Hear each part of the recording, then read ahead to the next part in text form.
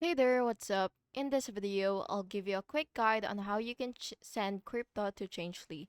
So the first thing that you will have to do is, of course, make sure that you're on your right or official Changelly website. And once you're here, you will just have to, again, log into your account and you will go to your wallet and then click exchange. And then what you will have to do is click receive crypto or this one, which is you get the crypto that you will get basically. And what you will have to do is choose the crypto that you would want to receive. So for example, you would want to receive BTC, and next what you will have to do is click next step. And by the way, you do also have to choose what you will send in exchange for that crypto. So click next step and just wait for it to load.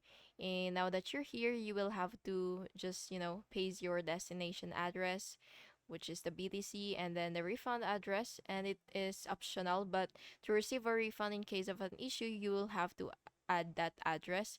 And then you will just have to click next step.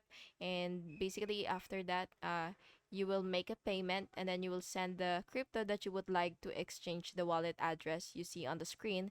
And then after that, you will just have to wait for your coins to arrive and track the process of your exchange, the progress of your exchange, and be ready to get your crypto soon.